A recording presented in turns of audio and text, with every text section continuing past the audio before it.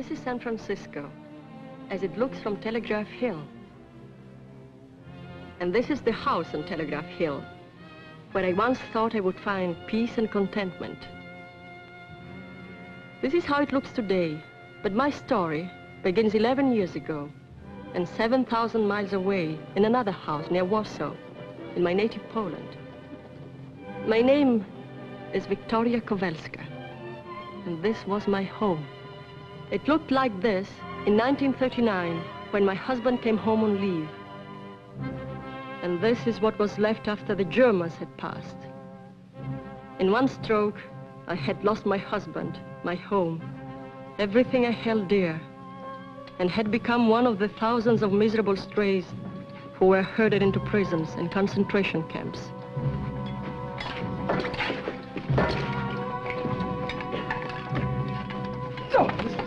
How the will to live survives in a place like Belsen, I do not know. But I wanted to live. I was determined to. And I was just as determined that my friend Karin Dernakova should live too. I had met Karin, a fellow countrywoman, in the camp. But she was sick and frail, too frail for the life of that camp. And she had more to live for than most of us. Her infant son had been smuggled out of Poland just before the war to an aunt in San Francisco. And if she ever lived through this, she would join them. Just think, Vicky, he's talking and walking by now. And if he would see me, he wouldn't even know me. Please, Karin, you must eat. You must keep up your strength. It's the use, Vicky. I'll never get out of here. I'll never see my Christopher again. Let go! You dirty hypocrite. You don't care about her any more than I do. You only stick to her like a leech because she has rich relatives in America. Oh, you think she's going to take care of you when we get out of here? She'll never get out of here alive. None of us will ever get out of here alive. Karin, we are going to get out. We are. Eat your food.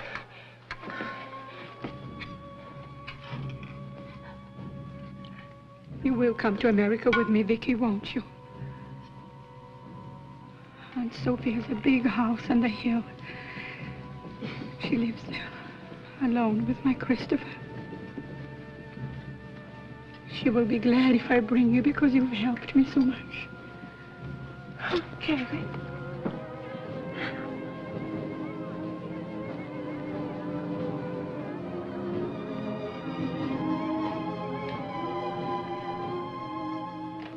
Karin was my friend, and I fought for her survival as I fought for my own.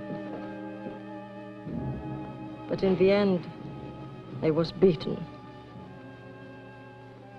I had done everything I could for her. I stole food, medicine, and I fought off the others. I had tried to keep her mind filled only with thoughts of her son and her aunt. But with the German army on the run and liberation only days away, Karin Dernakova and our dreams of America lay on the cold floor of Belsen.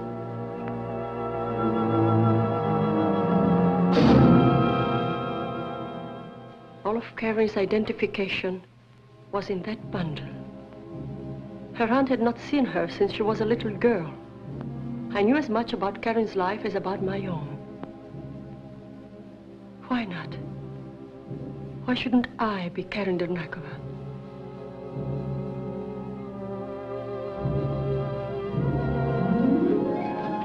3 days later, I came before the liberators. Sie sind der Nächste.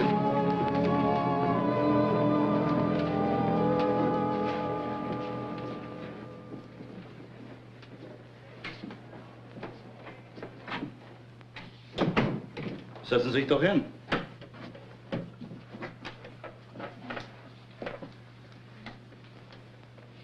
Ihr Name bitte? Ihr Name bitte? Karin Dernakova.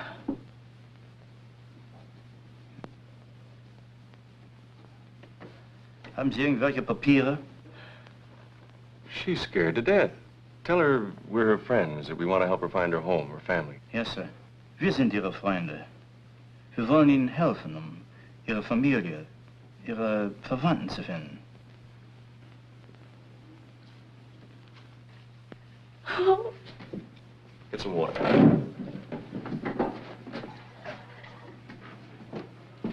Here. Drink. Tell her not to be afraid that nobody's going to hurt her. Haben Sie doch keine Angst. Keiner will Ihnen wehtun. That's better. I'm all right now. You speak English? A little. I learned it at school. I'm sorry to make you all this trouble. You make us all the trouble you want. Yell if you'd like to. You're entitled to it. Some more of the same stuff, sir.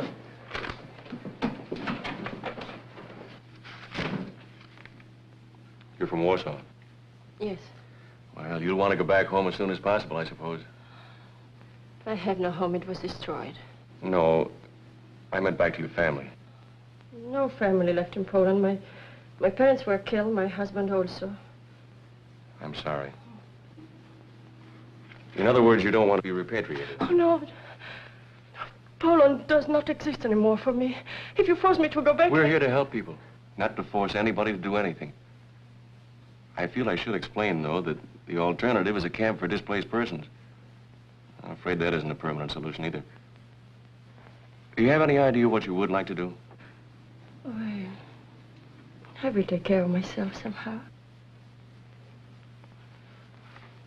I guess that's all for now. Thank you, Major. You're very kind.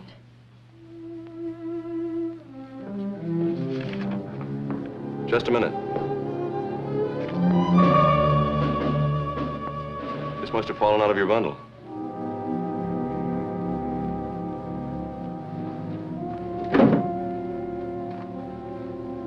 It belongs to a Victoria Kowelska. Who is she? She's dead. Well, how do you happen to have this? She was my friend. We kept our things together.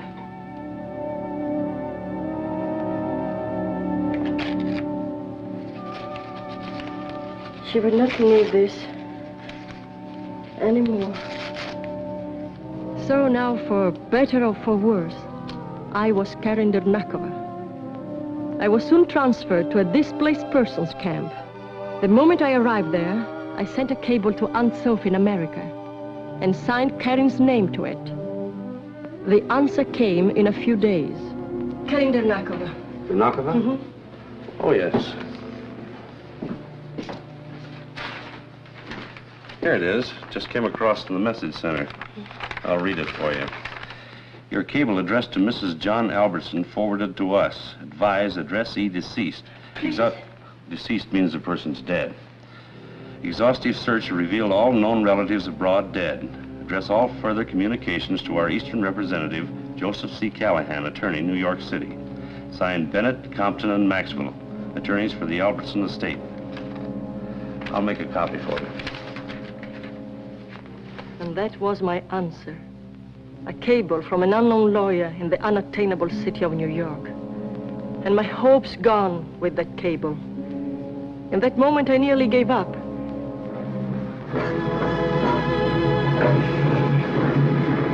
But I had lived with my dream too long, and the idea of getting to America had become an obsession.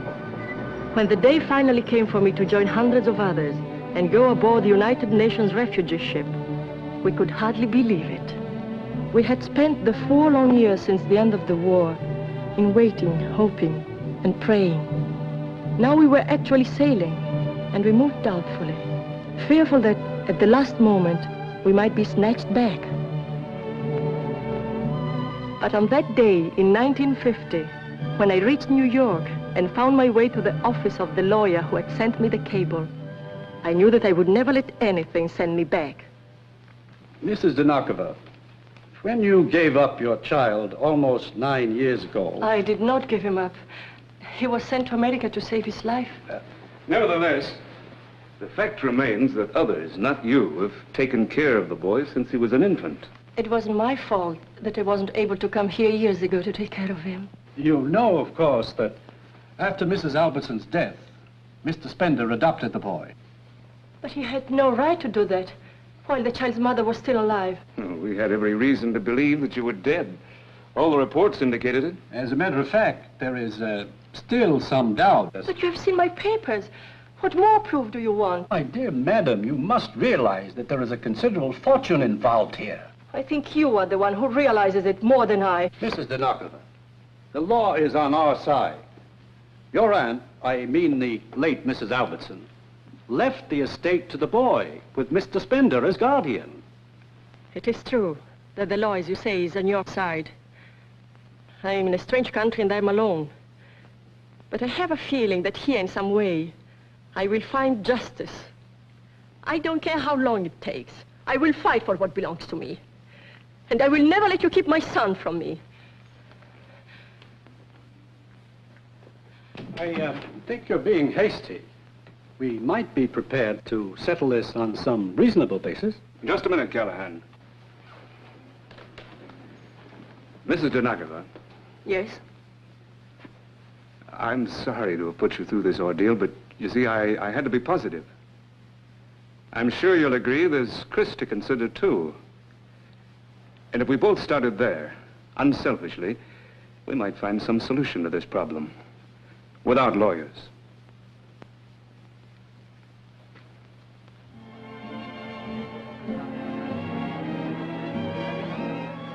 What's the matter? Don't you like our food? Oh, yes. But I'm still upset. Your lawyer is so very efficient. Oh, forget about him. Let's talk about you. I didn't know I had such a beautiful relative in Poland. What? Oh, don't look so surprised. Aunt Sophie was related to me, too. By marriage.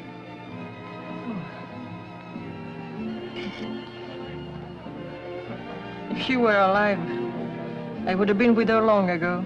I sent her a cable. Yes, I know. You know? Well, look, let me explain. You and your husband had been reported dead years before. My lawyer was convinced we were dealing with an imposter. I never heard from you again. That only served to confirm our original suspicions. If only you'd tried again, written or wired or anything. Well, I didn't know what to do, where to turn. I felt so lost. Well, you've got to forget all that now. Think of the future. And Chris. You'll be proud of him. Tell me about him. What does he look like? Well, he's a very good-looking boy, I think. He resembles you in some ways. Has your eyes and that same stubborn chin. When he was a baby, everybody said he'd look more like his father.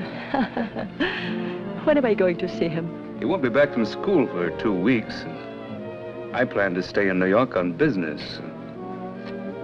Look, why don't you wait and come to San Francisco with me? I'm sure you could use the time yourself. Shopping, for example. Shopping? But I have no money. You have now. This is what I had dreamed about, like the days back home in Poland before the war. The feel of silk on my skin again. What do you think? It's lovely. Yes, but I'm afraid it's also very expensive. Don't worry about that. After all, I'm still Chris's guardian. I'm sure he'd want his mother to look her best. All right, then.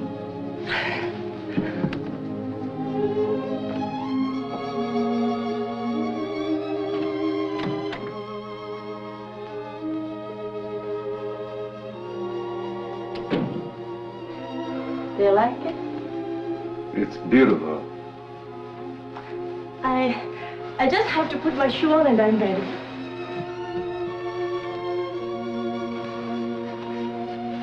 May I help you? I make no excuse. I felt Alan was attracted to me and I was prepared to take advantage of it.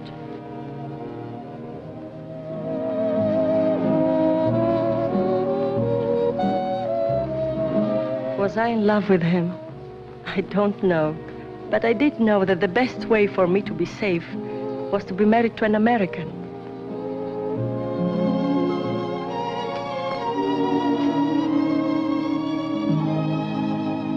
penny for them, Karen. A penny for what? Your thoughts. It's an expression we have. Oh, Alan, I couldn't begin to tell you all my thoughts. You've been so wonderful to me. I don't know if I ever can, Karen, but I'd like to spend the rest of my life trying to make up to you for all those lost years. I want you to know I'm no bargain. I'm a very stubborn man. Set in my ways, hard to live with. And maybe I'm too old to change. I don't want you to change, Alan. Ever.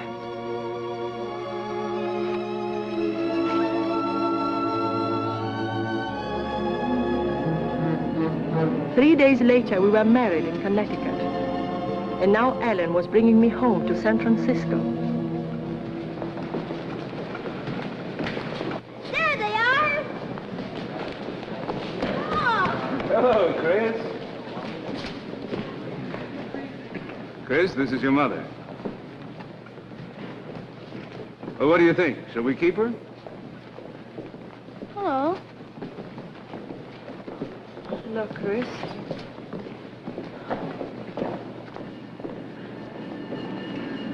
Hello, Margaret. Hello, Mr. Spender. Darling, this is Margaret. How do you do? Welcome home, Mrs. Spender. Thank you. I've heard how much you have done for Chris. I'm very grateful.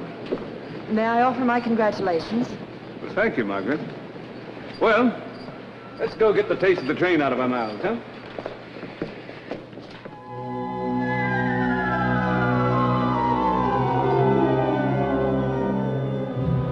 And so at last, I came to the house on Telegraph Hill. Wait till you see the view in the daytime. Come on now, Chris. It's way past your bedtime. Remember now, you promised. Okay. Can I help you carry it? Thank you, dear. If there's anything doesn't please you, just holler. We'll change it any way you like. Oh, no, I like it just as it is. So old and beautiful.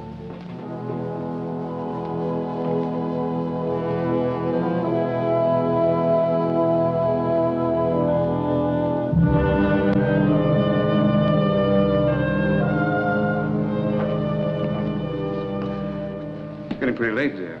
You must be tired. You can see the house tomorrow. All right.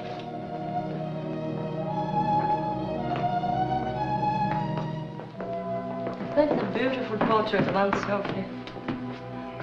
I wish I had known her better. I never realized you knew her at all. Oh, yes. Once, when I was very little, she visited us in Poland. She looked so kind and wise. She was that. She was a wonderful woman. Put your bags in your room. Oh, thank you, dear. This is my room. Want to see it? Tomorrow, Chris. Your mother's tired and it's way past your bedtime. Yes, Chris, I am a little tired. I'll show you the whole place tomorrow if you want. I know a place where you can see Point Lobos. That's where they used to send the signals That from. will be very nice. Good night, Chris. Sleep well, darling. I'll see you in the morning. Okay. Good night. I didn't know what arrangements you'd want to make, so I had the guest room made up for the night. Thank you, Margaret. Good night, Mrs. Spender. Good night, Margaret. There are so many things you'll have to teach me. I'll be glad to do what I can. Here we are, right down here.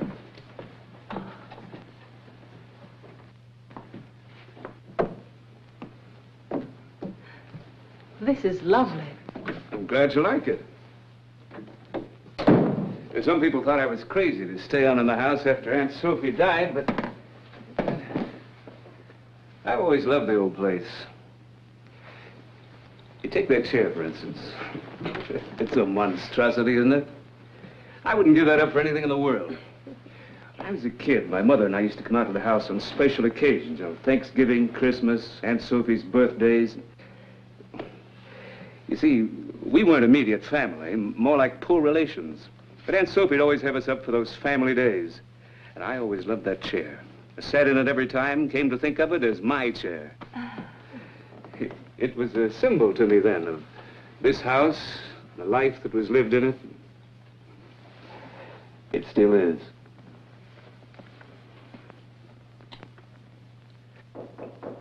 Come in.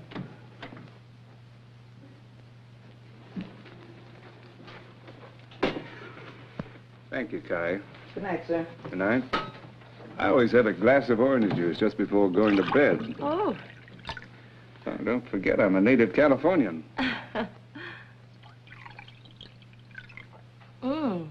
Good idea. Why did Margaret have the guest room made up? Oh, I suppose I should have sent her some instructions, but I wanted to leave everything to you. I think this room is big enough for both of us. I hope so. I do think you'll be more comfortable here if I take the guest room for tonight, and then tomorrow we can go downtown and pick out everything we need. Alan, I love you.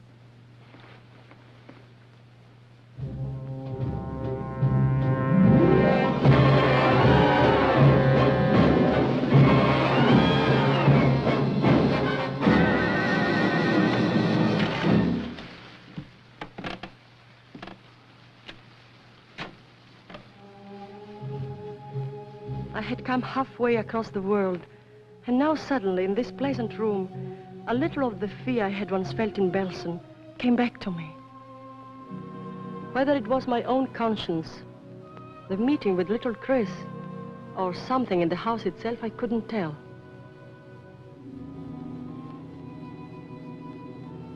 I had a strange feeling that Aunt Sophie saw through me. I wondered if I could have spoken to her, whether she would have understood. She did look kind and wise. Yet I couldn't rid myself of the feeling that something was wrong in this house.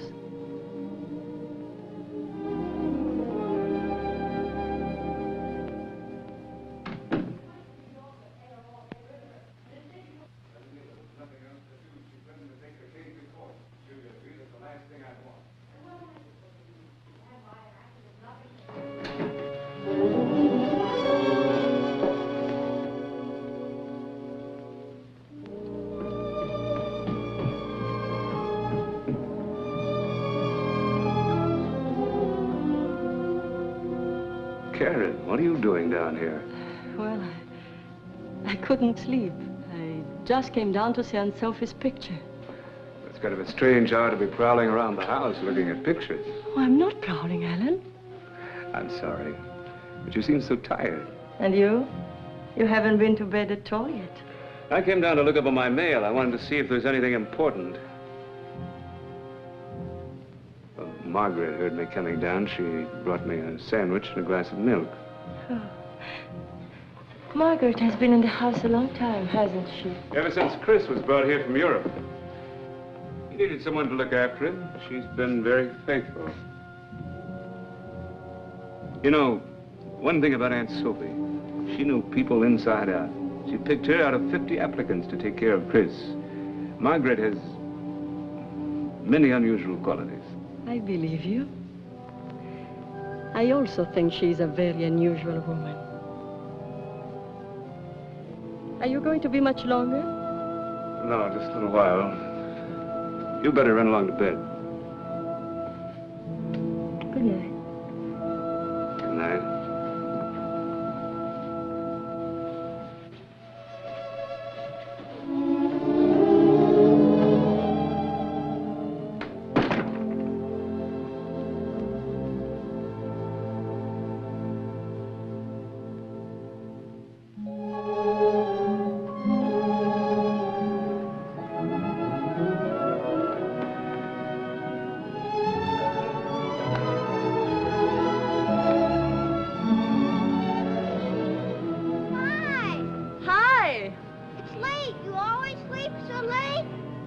I was very tired last night. I've been waiting for you since 7. Oh, you shouldn't have done that. Oh, it's all right. I'm always up early. Coming down soon? Well, it will take me a while to get dressed. Okay, hurry up.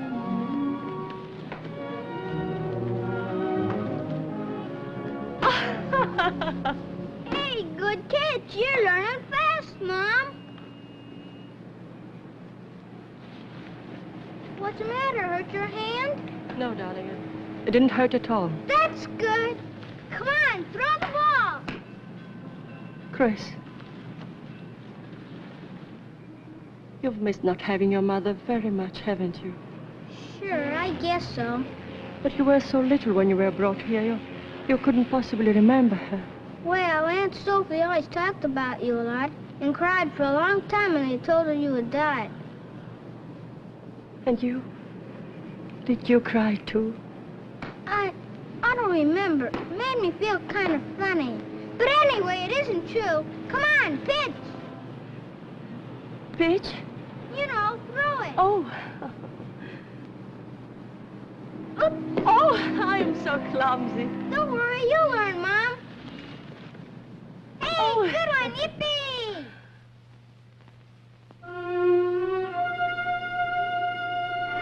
To the lady of the house, past and present, may your days in this house be as rich and rewarding as hers. Thank you, Doctor. A great character.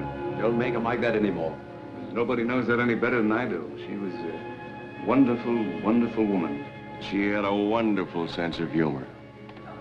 In fact, she'd laugh her head off if she could see this little votive group gathered under her portrait, drinking her vintage wine, growing mawkish over her memory. Hello, Alan. Dr. Basehart. Mark. Mr. Whitmore. Hello, Mark. Mrs. Whitmore. You look lovely tonight. Oh, thank you, Mark. There's a rumor around town that you've gotten married. Comes with a great wailing and gnashing of teeth from the direction of Nob Hill. Darling, may I present Mark Bennett? He's an old friend. We've known each other since grammar school. My wife. Mrs. Spender? Is something on your mind, old boy? Frankly, yes. How far behind am I? Well, let's see, you had a pretty good head start. I seem to have run down suddenly. How about a nice friendly push? Sure. Champagne all right? Whiskey with a little water if you don't mind, but don't drown it. That would be a catastrophe, huh? Fix it for you myself.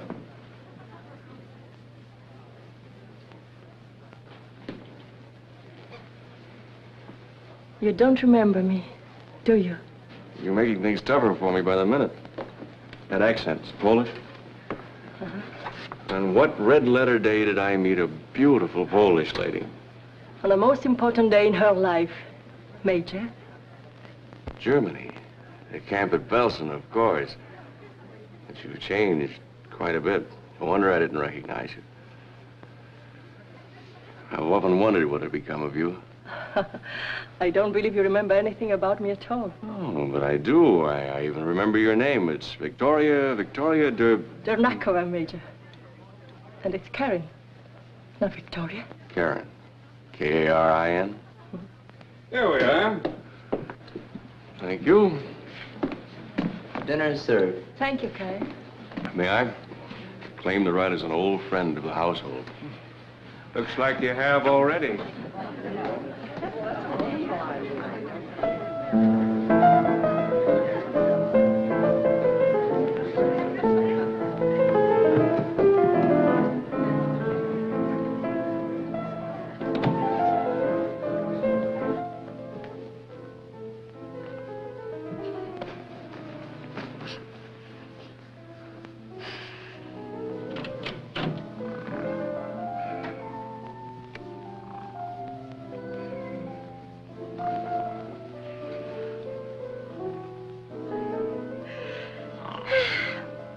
Be ashamed to wake him, even for ice cream.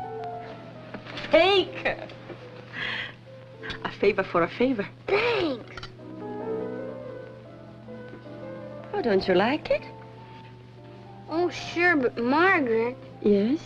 well, she usually doesn't let me eat after dinner. Oh, but this is a special occasion, isn't it? Oh, sure. And maybe we just won't tell Margaret, huh? She'll find out. Something wrong, Mrs. Spender? Nothing at all, Margaret. I just brought Chris a dish of ice cream. Chris doesn't usually eat just before going to bed. Well, I just thought with everybody having fun downstairs that... Of course, if you prefer him not to have it, Oh, not at all.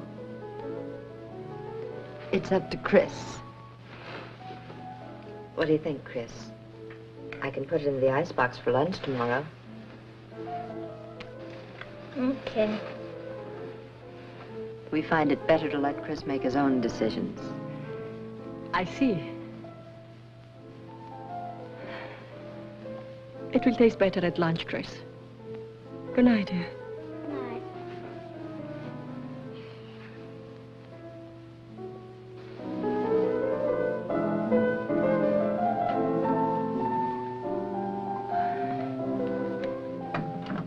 I am sorry, Margaret. I didn't realize Oh, it was my fault, Mrs. Bender. I should have told you.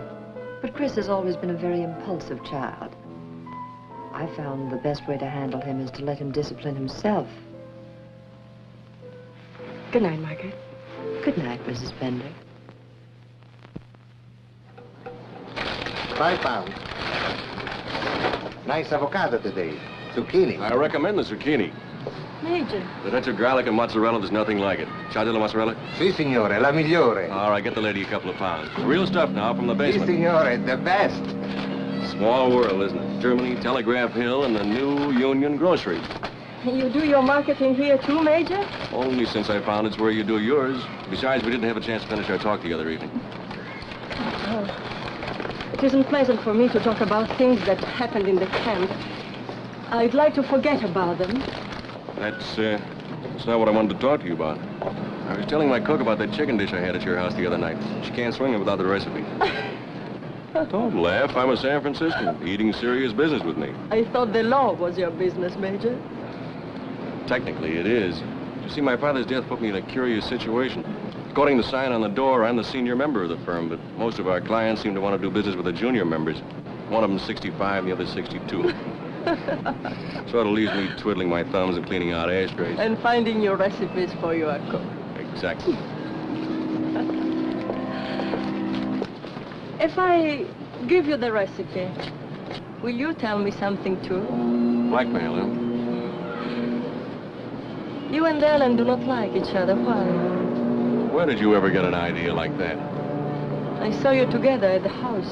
Well, the fact is that Ellen thinks I've had things too easy all my life. You know, rich man's son, lazy, drinks too much. Unfortunately, he's right. £2 mozzarella, the best. Right, Ellie?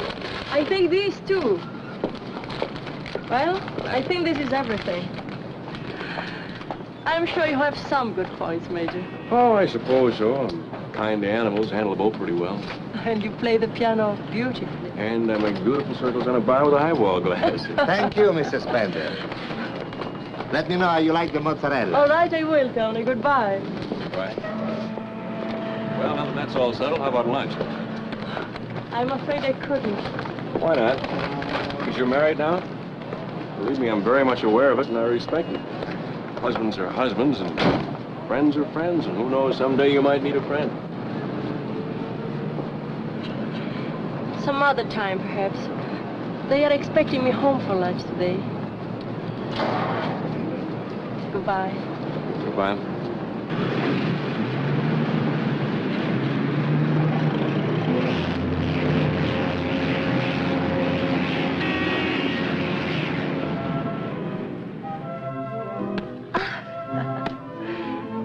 Oh, I'm sorry. I'm not fast enough for you.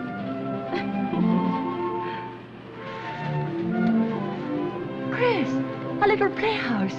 You never told me about it. I don't play it anymore. It's no good. Oh, we will fix it and use it again. Here's the ball, Mom. Come on. We had one at home. It was so much fun. Don't go in there. Is there something you don't want me to see? No, but it's dangerous.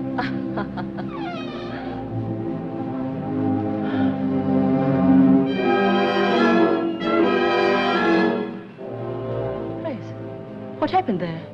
It was the explosion. Explosion? What kind of explosion?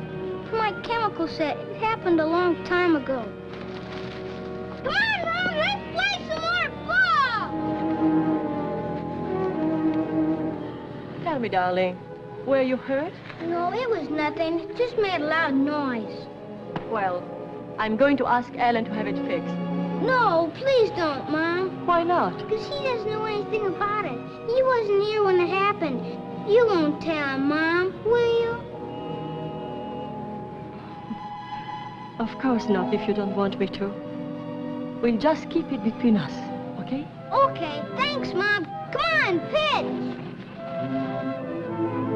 Catch. Good one. Throw it overhand like that.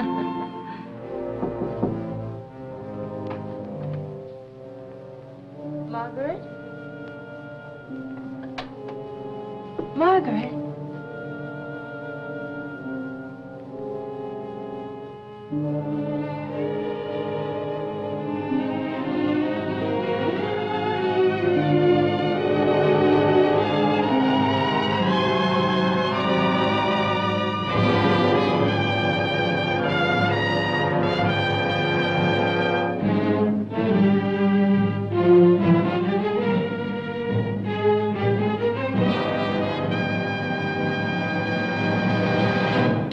Something you wanted, Miss Spender? Oh, I'm sorry, Margaret.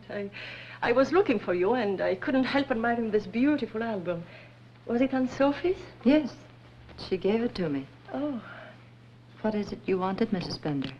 Oh, I just wanted to ask you what exactly happened in the little playhouse. The playhouse? Yes. Did Chris take you there? No, I came upon it by accident. I asked Chris, but he didn't want to talk about it.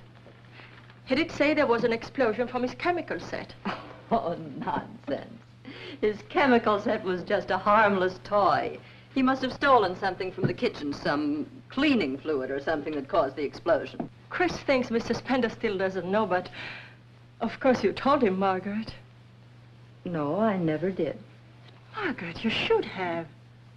Well, Chris was terribly afraid Mr. Spender would punish him. He begged me not to tell. But Chris should have been made to understand never to do a thing like that. He could have been killed. Well, he wasn't. He wasn't hurt at all.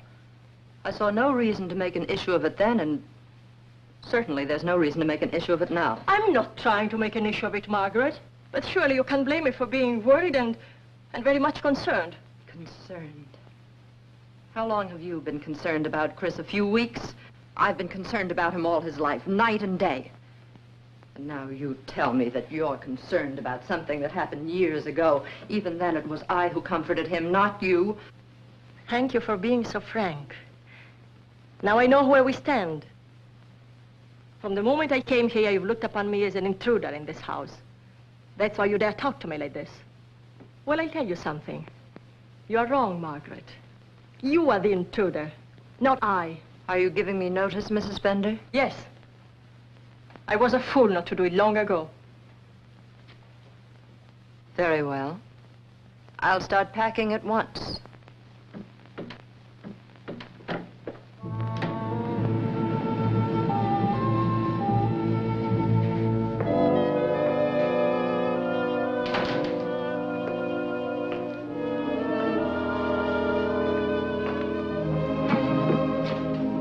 Hello, darling. I thought you would never get home. What's the matter? Anything wrong? No, not anymore. I had it out with Margaret. She's leaving. You what? Have you both gone crazy? Do you want to hear what happened? I don't care what... This is ridiculous. But darling, you wouldn't say that if you'd heard how she talked to me. She acted as if Chris was her child. And she even accused me of deliberately turning him against her and you. Oh, so it's about Chris. Well, can't you see, darling? Margaret is jealous because the boy's become so attached to you. Now, you should be the first to understand that. And you should be the first to understand that Margaret and I can never live together in the same house. Now, look, Karen. Margaret has given years of her life to Chris. You can't just dismiss her like a servant that stepped out of line. You're upset now, darling, but when you've had time to think it over, you'll realize I'm right. If Margaret said anything to you she shouldn't have, she'll apologize. I'll see to that myself.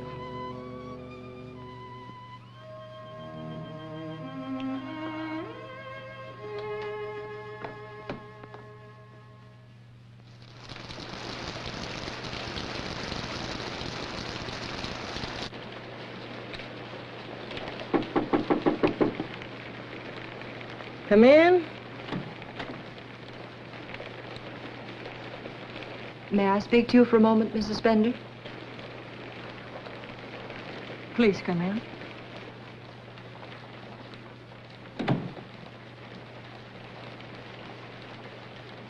What is it, Margaret?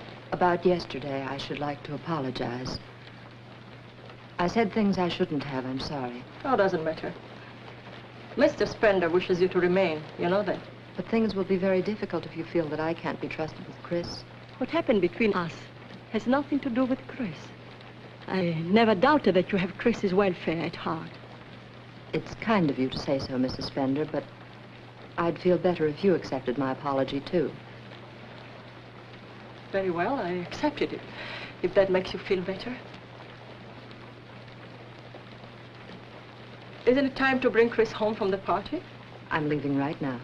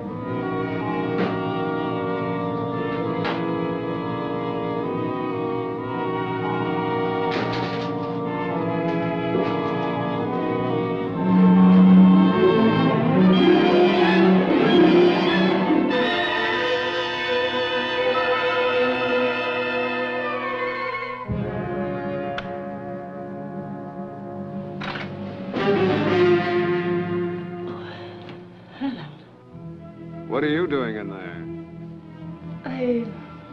I was just looking around. Looking around? Mm-hmm. For what? Nothing, Alan. Nothing. I just wanted to see the inside of the playhouse.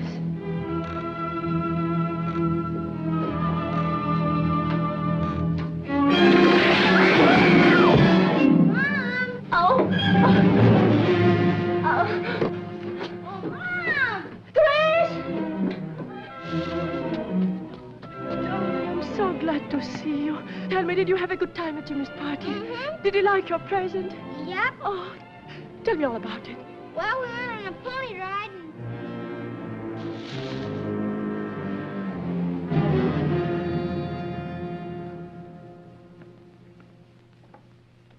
Karen.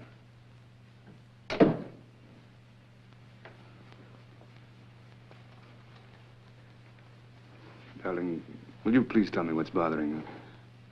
I'm tired, Ellen. I have a headache. I don't mean now. I mean this afternoon in the playhouse. You shied away from me as if I had the plague. If I hadn't grabbed you, I completely forgot about that wall. Forgot? I should have had it fixed right after the explosion, but I didn't realize it was such a hazard. What's the matter now? You know what happened to Chris in the playhouse? Of course I do. Wasn't I supposed to know? Well, Margaret told me just the other day that you didn't know. That she never told you. Oh, well, you must have misunderstood. After 4 years, I don't suppose Margaret remembers herself just how it was. But it's certainly nothing for you to start worrying about now. Your hands are like ice. There's something going on in that funny little head of yours? Something you're keeping from me? I'm not keeping anything from you, Ellen.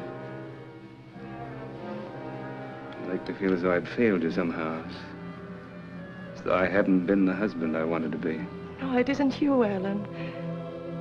Sometimes things come back. Things I want to forget. I can't help it. You must be patient with me. I'll be all right. Of course you will, darling.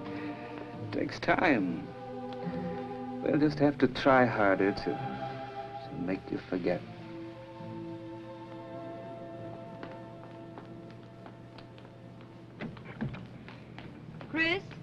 you forgot to make up your room again. I didn't forget. I'm just going to market with Mom now. I'll do it when we get back. Oh, Chris, you promised. Go right in and do it now. I'll wait for you. Would you like me to go to the market for you, Mrs. Bender? Cook said he wanted the chops for lunch. Oh, that's right. No, I'll go, Margaret.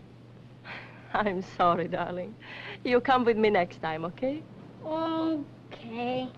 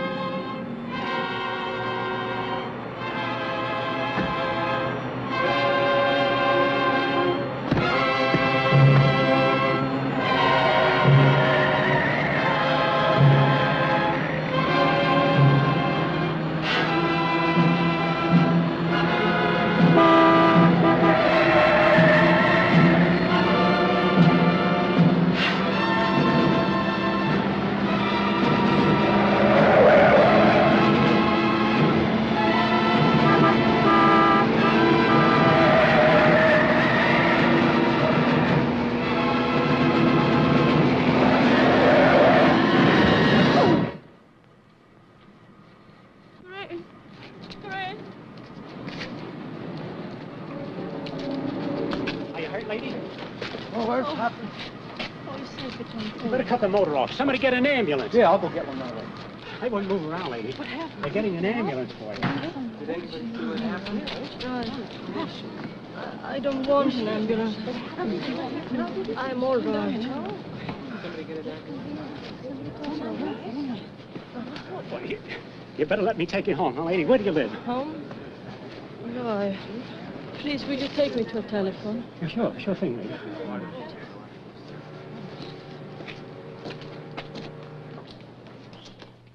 Hello. Mr. Mark Bennett, please. Yes? Oh? Put her on. Hello, Karen. How are you? An accident? Are you all right? Oh. Yes.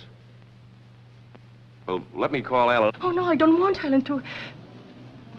Mark, please, don't call Ellen.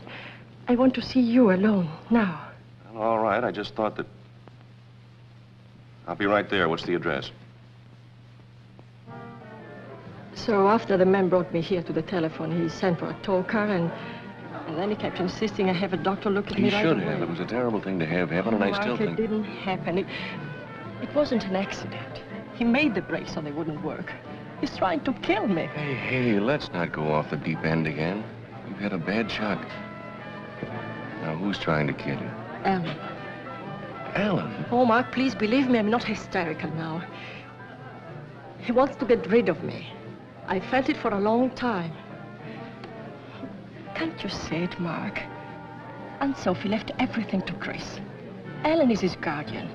If something should happen to him, Alan would get the estate. And Chris could have been with me in the car this morning. He wants us out of the way. It's for the money, Mark. Don't you see it? You don't, do you? But why would he marry you? He didn't have to, you know. He may have been attracted to me, I don't know, but... You don't think he was going to let the boy's mother take everything away from him, do you? That's one way to find out. Come on.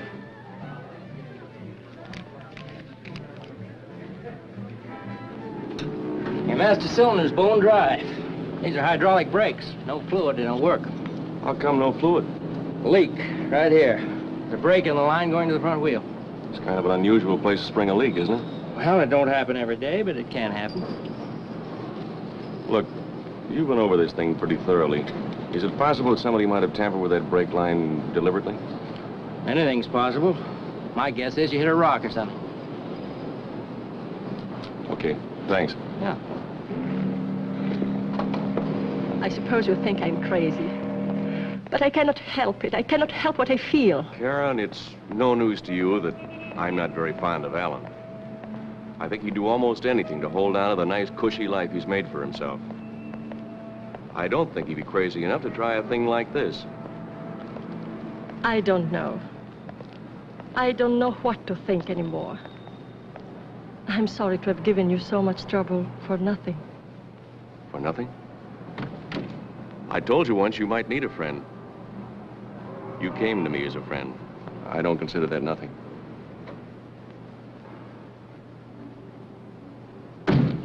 What you need is somebody to teach you how to relax and enjoy life. Something Alan never learned. He's been so busy trying to get up to that house on the hill that he's been blind to everything else.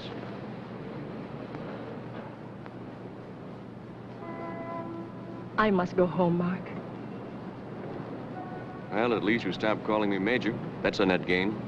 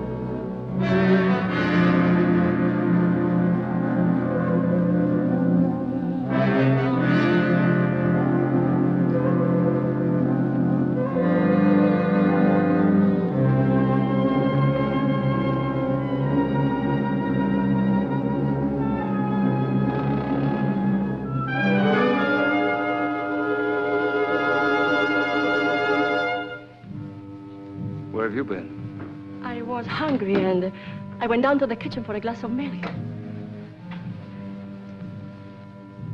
Better come to bed. It's very late. Yes, dear.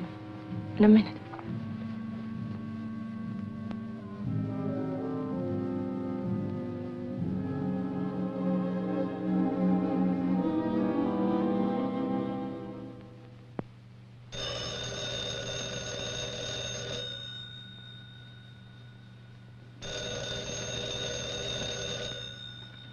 Yes? Fowler? Mark Bennett.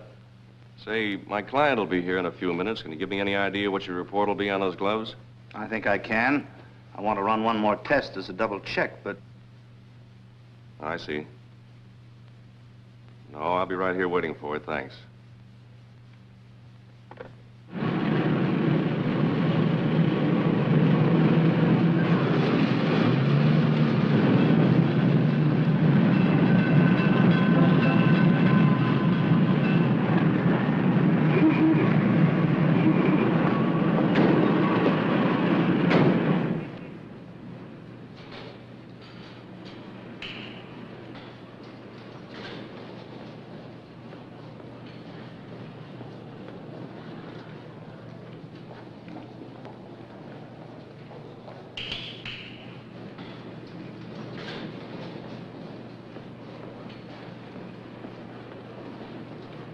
Karen.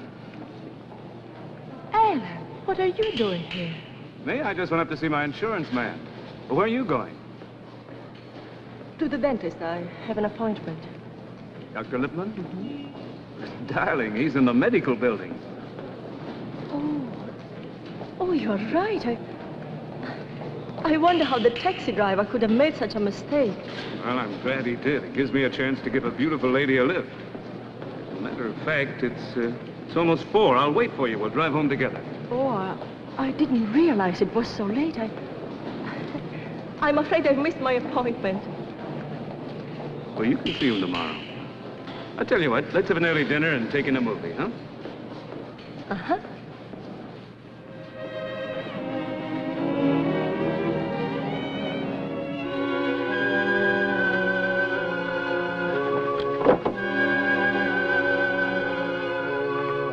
Hello, Margaret. Good evening. Where's Chris? He's in his room listening to the radio. Any calls? Mr. Mark Bennett. Can you leave any message? He just said he'd be in his office until 6 if either of you returned by then. Thank you, Margaret.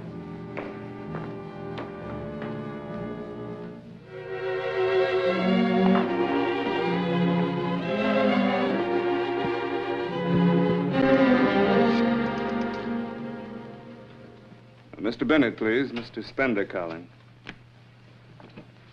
Relax, darling. It can't be anything important. Hello, Mark. I understand you called. Oh, fine, thanks. How about yourself? Tonight? Well, just a minute. Karen's right here. I'll ask her.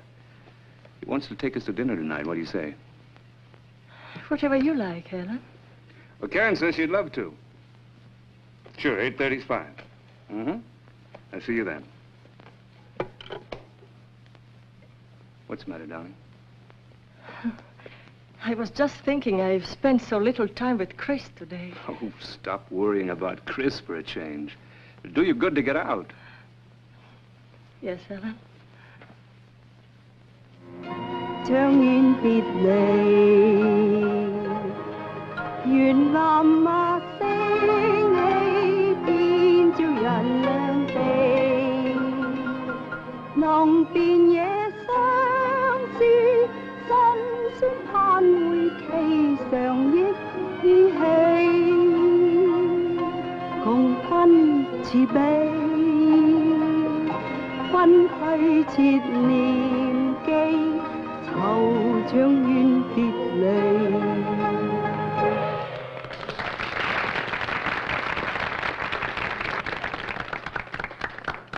will you excuse me? I promised to call Chris and say goodnight.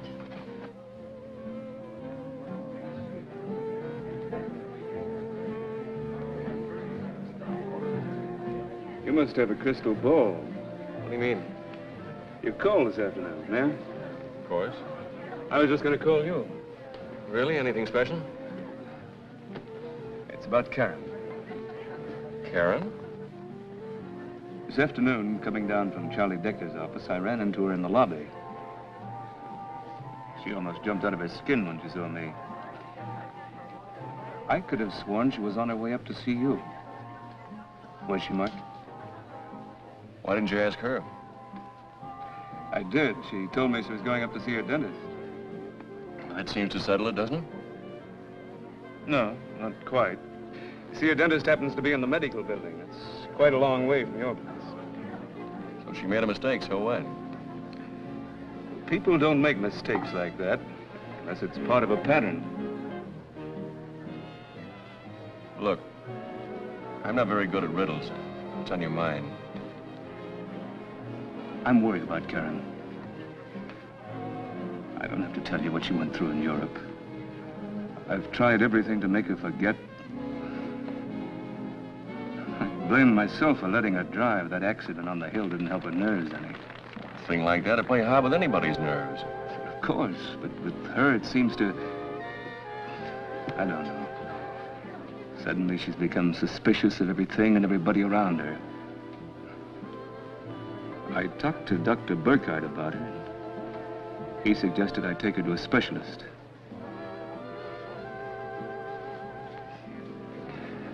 I know you've never thought very much of me, Mark. Too pushing and ambitious for your taste. Or maybe you're right. But Karen's made a difference in my life. My only ambition now is to make her happy. And I'm helpless. The harder I try, the more I realize that I'm losing her. It's ironic, isn't it? Well, life's full of little ironies. And I'm afraid it's something you're going to have to work out between yourselves.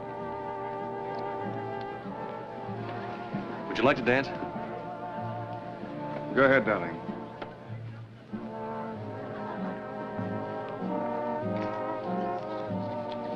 The report from the chemist, Mark.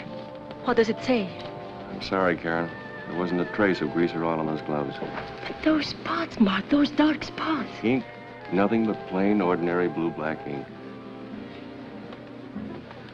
Karen, I'd like to tell you that Alan is a black-hearted monster capable of the worst crimes in the book. I can't. Because I'd be lying, and I can't lie to you. I know you've been through so much those years at the camp, but you've got to snap out of this mood. Oh, I'm not hysterical, Mark. Please believe me. I've realized now there was something wrong from the beginning. The way they tried to keep me from coming to America, the cold, heartless cable some lawyers sent me that Aunt Sophie was dead, and not a word about Chris. And what lawyers? I don't know. I don't remember their names. Why, is it important? No, I just wondered. I can show you the cable. Ellen doesn't know, but I still have it. I could bring it to your office. All right, why don't you? I'd like to get a look at it. All right, Mark, tomorrow. I'll bring it to your office in the morning, huh? All right.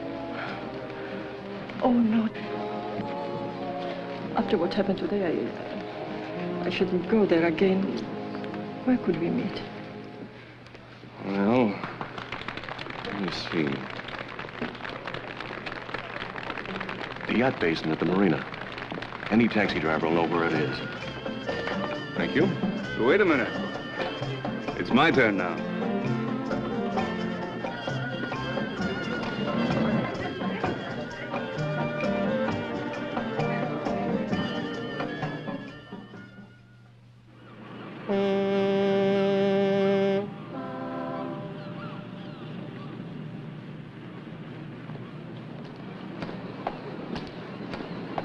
Well, my secretary searched all the files and checked with everybody and says there's absolutely no record of this having been sent from our office. But it is signed Bennett, Compton, and Maxwell. Your firm, Mark. Then I'm right. Alan sent the cable himself. It's possible. You see, this is dated May 31st, 1945. My father was still alive then. He handled all your aunt's affairs. Alan could have showed him the cable just as he told you. And unfortunately, now there's no way of finding out what actually did happen. Look, first thing Monday morning, I'll call Callahan. It's the lawyer you met in New York. He may be able to tell us something. I hope so.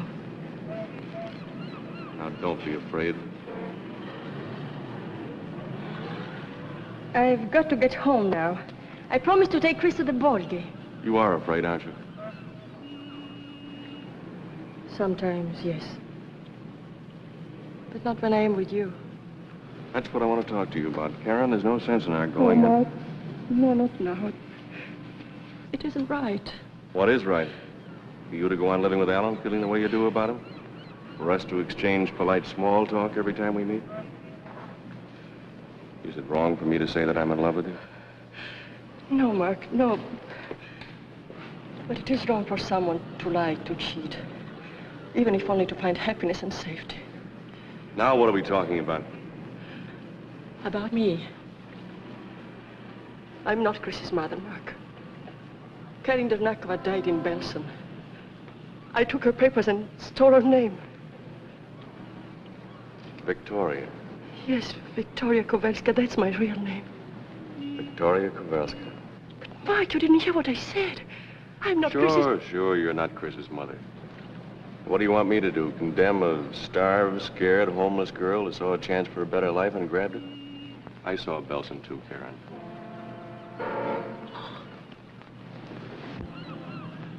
But I am trapped now by my own lies.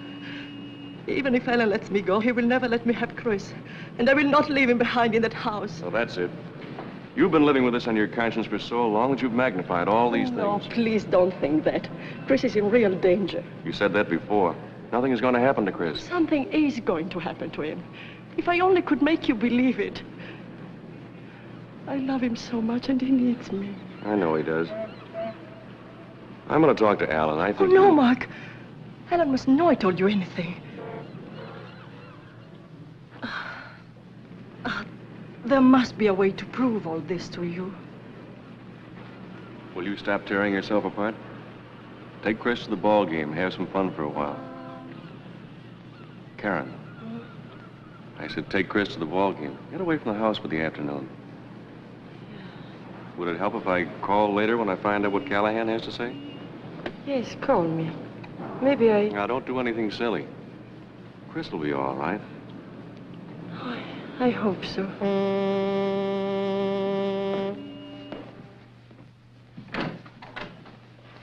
Hello, Margaret. Good afternoon, Mrs. Spencer. Where's Chris? He's having his lunch. He said you were taking him to the ball game. I'll tell him you're back. All right. Margaret, would you mind very much taking Chris to the game? He's been counting on it, and I have such a bad headache. Why, I'll be glad to take him if you like. Thank you.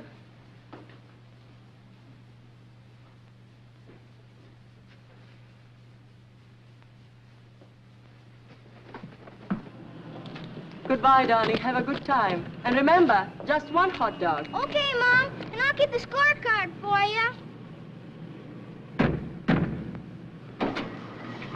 Bye, Mom. Bye. Bye. Goodbye.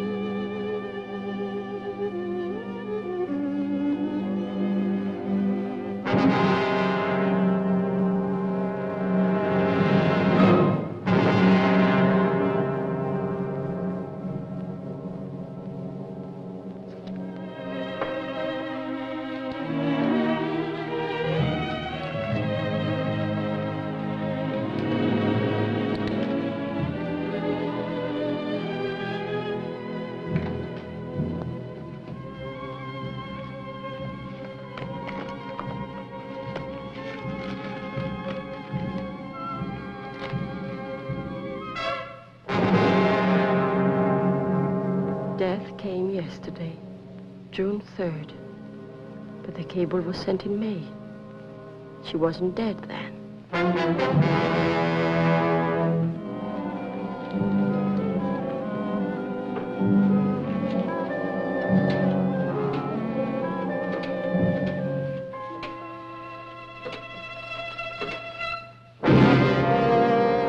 Hello, dear. Go ahead, finish your call. It's not important. Well, who are you calling? My watch stopped. I wanted to find out the correct time. Oh. It's about 1:45, 14 of. Margaret called and said you weren't feeling well. I thought I'd come home and keep you company. Thank you, dear. It was just a headache. It's gone now. But, darling, if you have work to do, please, don't let me hold you back. I'm all right now. Well, of course, I can always find something to do. Okay. Put on your coat and come along. The drive will do you good. Oh, I don't think so, Ellen. I'd rather stay home. Why don't you go? No. The work will keep until tomorrow.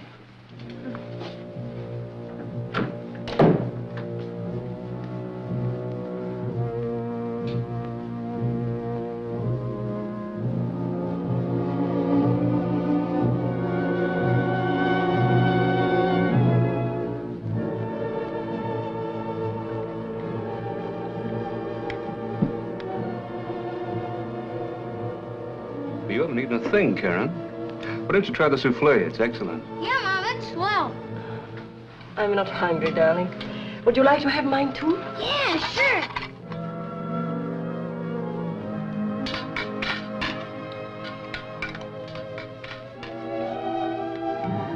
If you don't mind, I'll go to the library and read while you're having your coffee. Oh, go ahead, dear. I'll join you in a few minutes. Good night, Margaret. Good night, Mrs. Bender. Good night, darling. Night, Mom.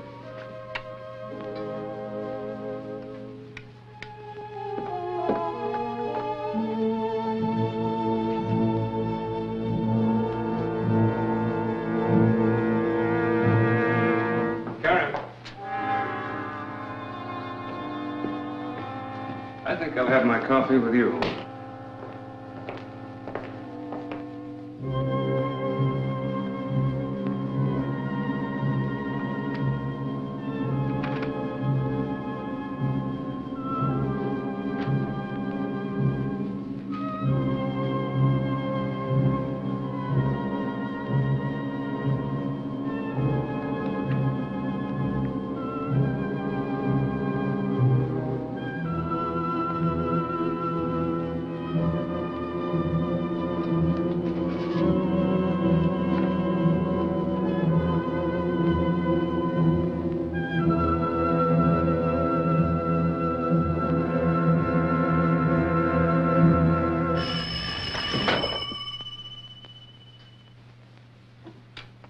You're even more jittery tonight than usual, darling.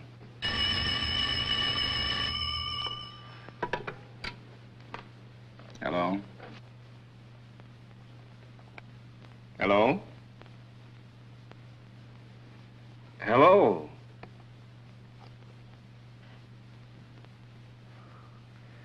Wrong number, I guess. Well, maybe he just changed his mind. Whoever it was.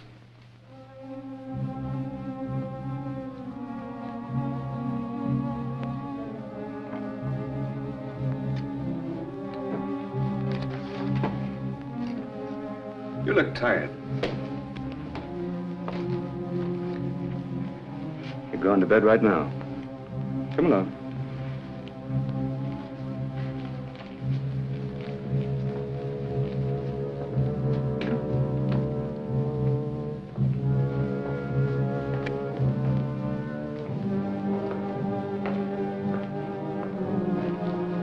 I think I left a cigarette burning.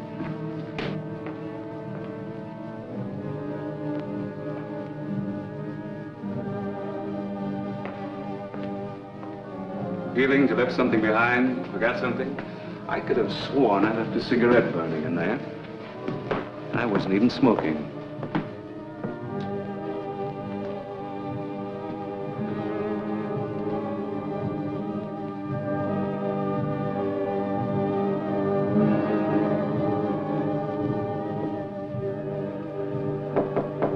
Come in.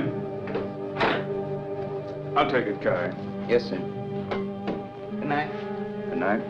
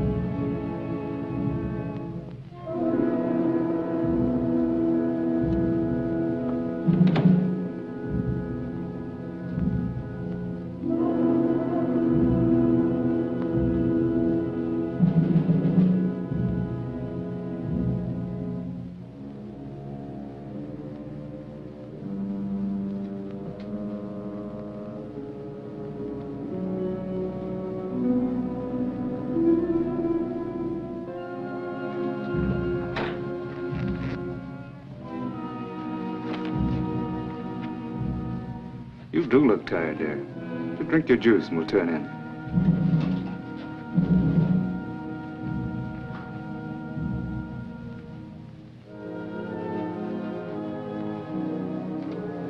I left my book in the library. I'm going down to get it. Now, how do you expect to get enough sleep if you stay up reading till all hours? Just for a little while. Please, Ellen. Just a minute, darling. I'll get your book for you.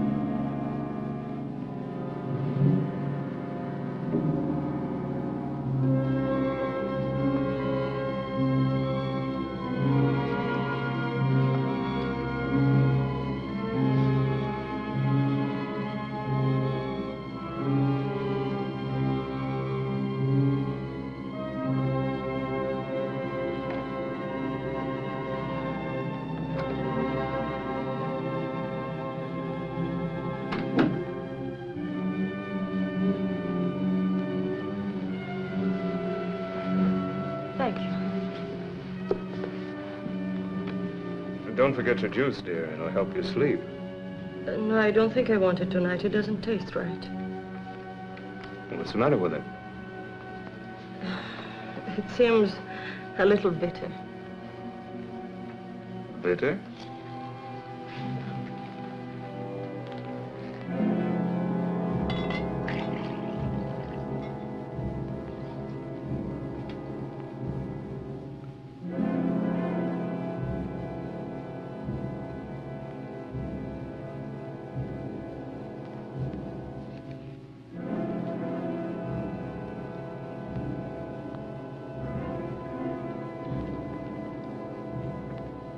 Tastes fine to me.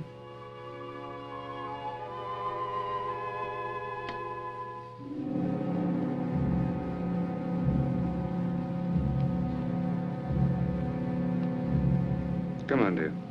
Doctor's orders.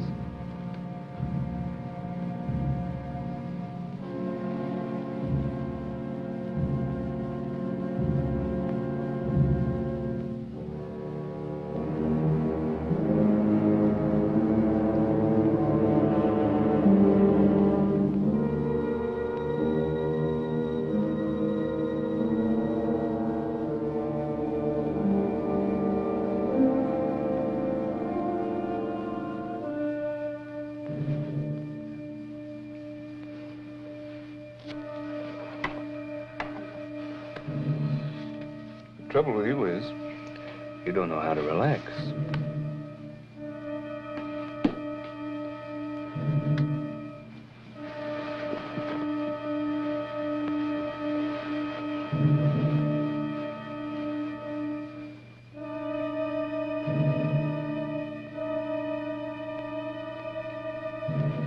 Come on, dear. Don't fight it, just close your eyes. Aren't you going to bed, Ellen? What is it, Ellen? Why do you look at me so? I was thinking about a day not too long ago. We met in Callahan's office. You were scared out of your wits, but you carried it off magnificently. I thought then, this woman has everything. Breeding, brains, fire. I could be happy with a woman like this. And then something else said, watch out. She'll give you trouble. Trouble? What trouble could I give you, Ellen? Oh, don't be stupid, Karen. You know very well what sort of trouble. Ellen, what are you afraid I'll take away from you? Is it the money? Money? How scornful you are of money. You and Mark Bennett. All you people who were born with it. I should never have had to worry about money either. Aunt Sophie's family had been wiped out in Europe. I was her only living relative. And what did it get me? job as a clerk in the shipping office for $40 a week.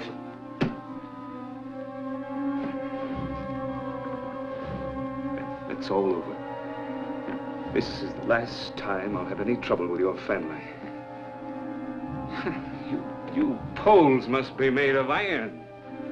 You, Chris, that old aunt of yours. And it wasn't just Chris and me. You had to kill Aunt Sophie first.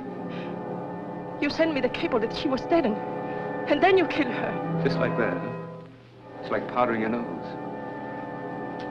You think it's easy to kill somebody? It takes time and patience and courage. And a strong stomach. Oh, stop it, stop it. I don't want to hear anymore. You're mad. Mad? If it's madness not to let someone take from you what's rightfully yours, then maybe I'm mad. But everything I've done, I planned with a perfectly sane mind. I've never wavered for an instant, and I'm not wavering now. This house is mine. The money's mine, it's gonna stay mine.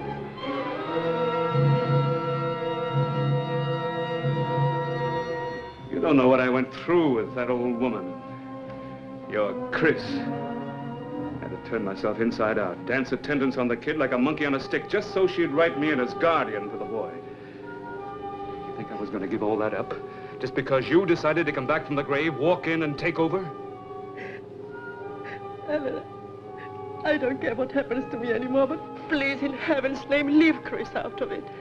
He's only a child. He can do nothing to you, nothing. Oh, nothing. Except take everything from me and kick me out of the house. If he ever comes of age. Alan! Don't worry, Chris is safe. I'd have trouble with Margaret if anything happened to him. And you were the one that wanted to get rid of her. However, Chris is not of age yet. It's a long way off.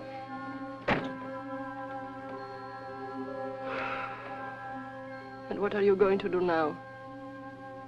Kill me? I understand that Dr. Basehart has been giving prescriptions for your insomnia. He seemed quite upset when I told him I was the one that had the insomnia, worrying about your strange behavior. He'll be grieved, the little doctor, when he hears that you've been hoarding your sedatives to take them all at once in a glass of orange juice. Helen, you must call the doctor right away. No, not quite yet, my dear. Now listen to me. I didn't drink the juice you gave me. You drank it. You're lying. No. You're lying. I'm telling you the truth. I was afraid. And when you were downstairs, I put what was left in the pitcher in a fresh glass and poured the juice you gave me back into the pitcher.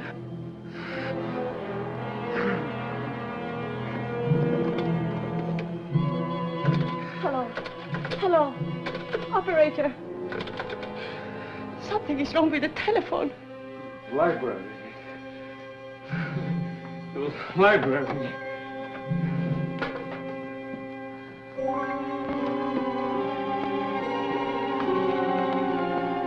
Margaret! Margaret!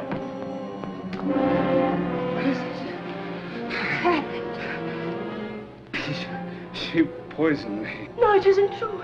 He tried to poison me. Get a doctor, quick. I tried to call, but something is wrong with the telephone. The library. The receiver's off in the library. Hurry. Gotta keep awake. Gotta keep moving. Oh, no, you stay away from me.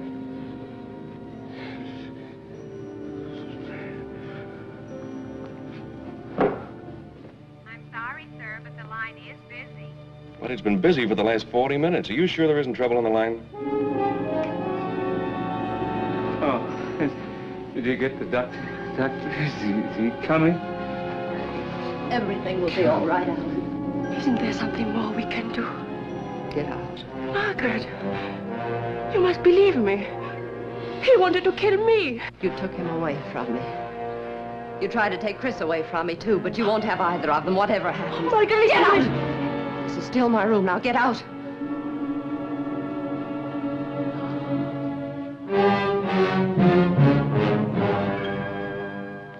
Lie still. I'm going to be all right, Margaret.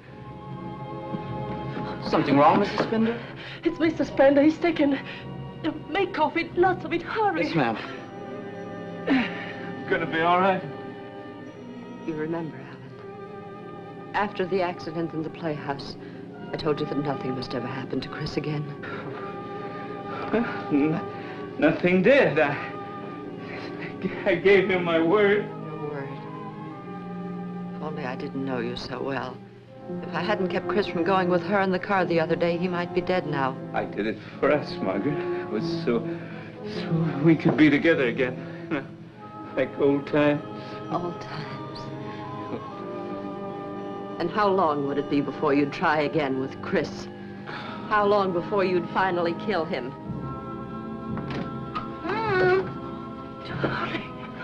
I heard noises. I woke up. It was a dream, darling, just a bad dream. Come on, I'll take you in again. Where's the doctor? Should have been here a long time ago. He isn't coming. You left the receiver off the hook, Alan, remember? The phone is dead. Margaret, you take the car. You get somebody. You can't let me die. How many times have you let me die, Alan? No, I'll make it up to you, Margaret. I swear I will. It's too late. You're going to die, Alan, and that way at least Chris will be safe. Can't be. Everything I've worked for, planned for.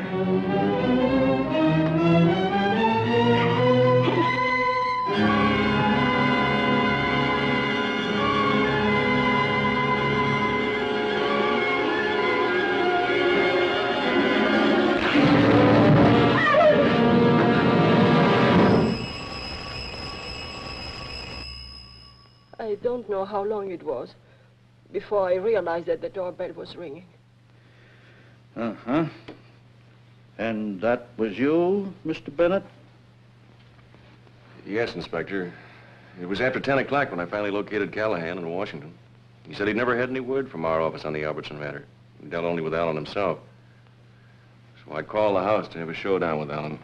I kept getting a busy signal. The operator said the phone was off the hook. So I drove right over and called the station.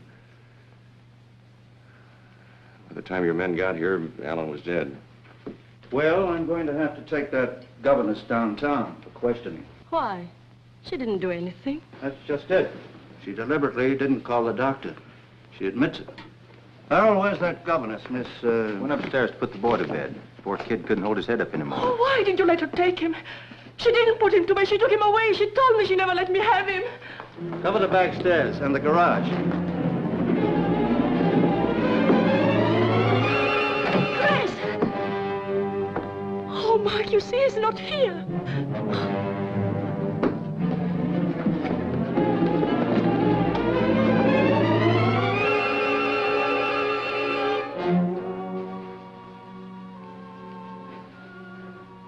He's all right.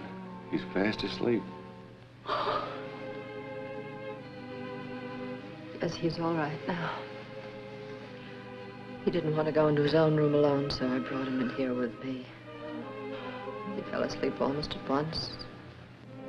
I'm going to have to ask you to come down to headquarters, miss. I'm ready. Margaret, I know you are not to blame for what happened. What do you think the charge will be, Inspector?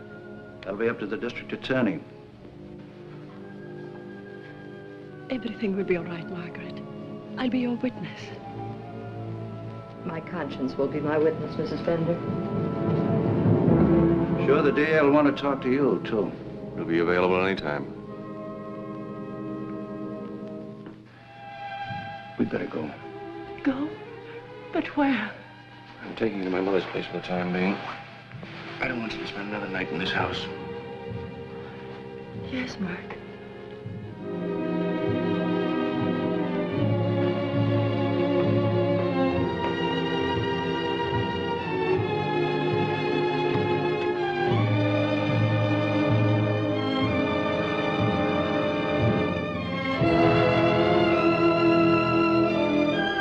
You don't have to apologize to her anymore. Do you think she'd understand? She'd approve. I know. She might even approve of me. Then all I can do is to thank her for everything.